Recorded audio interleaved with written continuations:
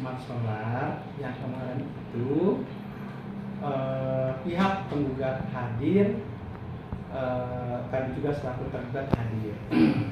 Nah, dalam sidang tersebut, oleh karena adanya legal standing yang tidak memenuhi syarat, di mana surat kuasanya masih cap jempol yang belum dilegalisasi atau yang belum diakte notarilkan, maka hakim menyarankan agar gugatan tersebut dicabut, nanti didaftarkan lagi, gitu, menyarankan seperti itu kepada kuasa hukumnya. Nah, itu hasil sidang yang kemarin tersebut. Penggugat hadir diwakili oleh kuasa hukumnya. Kuasa hukumnya ya yang ini yang mewakili beliau. Jadi si Pak Ahmad Solarnya tidak hadir. Saya dapat informasi beliau katanya sedang sakit, makanya dia tidak hadir. Nah, memang kenapa hakim itu menyarankan gugatan agar dicabut? Karena sejak sedari awal, kalau surat kuasa tersebut cap jempol dan tidak dilegalisasi, bukan di hadapan penggugat atau notaris, maka sejak semula gugatan pada saat didaftarkan itu sudah tidak memenuhi syarat sebenarnya. Kenapa? Si pengacara mendaftarkan gugatan itu pun pakai surat kuasa. Nah, kuasanya tidak memenuhi syarat. Jadi sejak semula itu surat kuasa gugatan didaftarkan sudah tidak ada legal standingnya. Tuh. Nah, terus tentang pencabutan juga sebenarnya ini juga nih. Nah, jadi dispute juga. Nah, pencabutan ini siapa yang mencabut? Karena di surat kuasanya tidak sah. Kenapa tidak sah? Karena tidak dilegalisasi itu oleh pengadilan atau tidak dibuat di hadapan pejabat yang berwenang, gitu, notaris. Nah, jadi bermasalah ini si penggugat yang datang gugatan tersebut. Nah, makanya gugatan disarankan untuk dicabut. Sepertinya sampai saat ini tidak ada perkembangan tentang hal tersebut, sepertinya dicabut.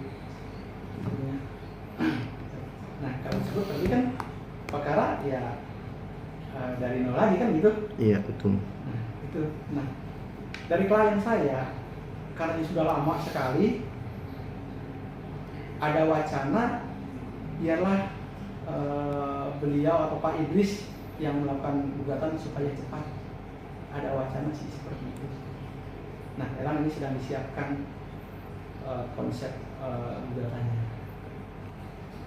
Gugatan ini gugatan bukan laporan ya. Iya. Jadi gugatan perdata. Gugatan perdata kalau dicabut ini kepada putusan. Putusan itu ada 3 jenis putusan. Pertama, putusan yang menyatakan gugatan penggugat tidak dapat diterima. Konsekuensi gugatan tidak dapat diterima ini menyangkut syarat-syarat formal gugatan, sehingga pemeriksaan tidak memeriksa materi pokok perkara, jadi hanya syarat-syarat formal gugatan. Nah, kalau tidak dapat diterima, artinya perkara kembali seperti semula, karena belum mengarah kepada pembuktian, belum masuk kepada materi pokok perkara. Itu kalau gugatan tidak dapat diterima karena menyangkut syarat-syarat formal gugatan yang tidak memenuhi persyaratan. Nah, dia ada 2 pilihan, bisa mengajukan gugatan ulang atau banding. Nah, ada 2 pilihan di situ. Nah, gugatan tidak dapat diterima itu tidak terbentur dengan asas nebis incident, artinya masih dapat digugat ulang. Nah, kedua, gugatan ditolak. Kalau gugatan ditolak itu sudah masuk materi pokok perkara, ditentukan siapa yang menang, siapa yang kalah di situ. Gitu. Karena proses itu sudah terbentur dengan asas nebis incident, nggak bisa gugat ulang. Tuh. Kalau gugatan ditolak, artinya si penggugat tidak dapat membuktikan dalil-dalil gugatannya. Nah, ketiga, gugatan dikabul. Kabul itu bisa sebagian, bisa seluruhnya. Artinya, si penggugat dapat membuktikan dalil gugatannya. Nah, itulah isi putusan tersebut. Nah, kita nggak tahu putusannya seperti apa, begitu dalam putusan nanti. Apakah gugatan DNO atau ditolak atau dikabul, gitu. Pak Idris mengalihkan tanah ke Pak Rusli. Pengalihan tanah tersebut itu belum sempurna karena ada hak dan kewajiban yang tidak diselesaikan, tidak ada akte jual belinya. Nah, surat-surat tersebut masih atas nama Siman Nganing nih, atas nama Pak Idris, ada buktinya di situ.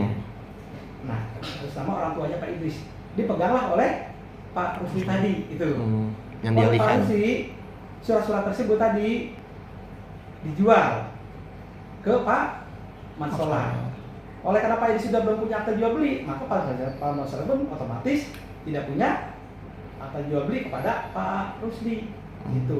Namun surat-suratnya girik-girik ya, karena suratnya masih tanahnya masih milik ada, suratnya dapat informasi dipegang oleh Pak Mansolar tersebut. Surat-suratnya, tapi surat-surat tersebut masih atas nama orang tuanya. Kalau melalui jalur perdamaian gitu ya, perdamaian itu kan win-win solution. Sama-sama mengalah untuk mencari kemenangan bersama gitu ya. Kalau ingin menang sendiri, ya nggak bisa damai. Itu harus sama-sama saling sadar. Maka untuk presentase pembagian hasil yang ditanyakan tadi adalah sesuai kesepakatan bagi para pihak. Dia maunya masing-masing berapa persen. Nah, ini jangankan gitu ketemu aja enggak. Bagaimana kita bisa musyawarah untuk presentase perdamaian? Untuk pembagian hasilnya bisa dimusyawarahkan sebetulnya kalau mau damai. Jadi tanah itu tanah kosong dibebaskan oleh keperluan jalan tol oleh PU. Gitu. Nah, PU, Kementerian PU memerlukan tanah tersebut untuk keperluan jalan tol pada saat itu. Maka ditetapkanlah namanya pinlok, namanya penetapan lokasi. Ditetapkanlah di jalur itu diperlukan untuk jalan tol. Nah, karena diperlukan jalan tol, dibebaskan, diumumkan biasanya. Tanah ini ada panitia khusus untuk bagian kebebasan tersebut. Siapa yang memiliki tanah di wilayah tersebut nanti dihubungi. Nah, kalau yang tidak mengandung sengketa dibayar yang tidak mengandung sengketa ya. Tapi kalau yang dipandang itu mengandung sengketa, maka berdasarkan rekomendasi dari BPN, Kementerian PU tidak berani membayar karena kesalahan. Nanti ini tanahnya tanah punya siapa? Oleh karenanya uang tersebut dikonsinyasikan atau dititipkan ke Pengadilan Negeri Tangerang di wilayah tersebut. Diwacanakan seperti itu, tujuannya adalah tidak lain dan tidak bukan karena sudah lama, hanya untuk mempercepat. Tadinya diharapkan Pak Mansolar yang mengajukan gugatan gitu, nanti dari PDIS mau rekomendasi menggugat balik, tapi ternyata gugatannya tidak memenuhi syarat formal di surat kuasanya. Agar supaya cepat, ya Pak Idris rencananya untuk mempercepat aja, karena uang konsinyasi itu hanya bisa diambil berdasarkan perma dengan dua cara. Yang pertama adalah melalui putusan perkara perdata yang telah inkrah, yang telah ditentukan siapa yang berhak di atas tanah tersebut. Disitulah pengadilan akan membayarnya, memberikannya. Atau yang kedua melalui perdamaian. Itu perdamaian tersebut nanti akan dibuktikan dengan putusan perdamaian dari pengadilan. Nah, kalau mereka berdamai melalui putusan perdamaian, maka pengadilan siap untuk melakukan pembayaran, memberikan uang konsinyasi tersebut. Nah, dua ini belum ditempuh. Salah satu belum ditempuh.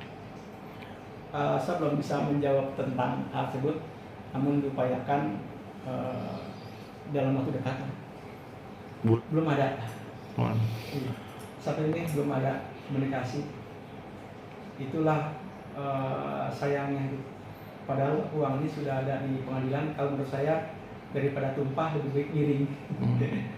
Ini solution yang paling bagus, tapi belum ada komunikasi sana. Dari pihak klien kami sih baik-baik saja, menunggu aja gitu kalau memang itu diminta. Tapi kan nggak mungkin perdamaian itu sepihak. Perdamaian itu perlu kedua pihak, dua-duanya harus bertemu aslinya. Tapi kalau sepihak aja dia nggak mau, susah. Itu mungkin itu daripada tidak keambil sama sekali itu uang, mendem di pengadilan, kan lebih baik kambil tapi setengah dikit mesti kambil daripada nggak kambil sama sekali. Itu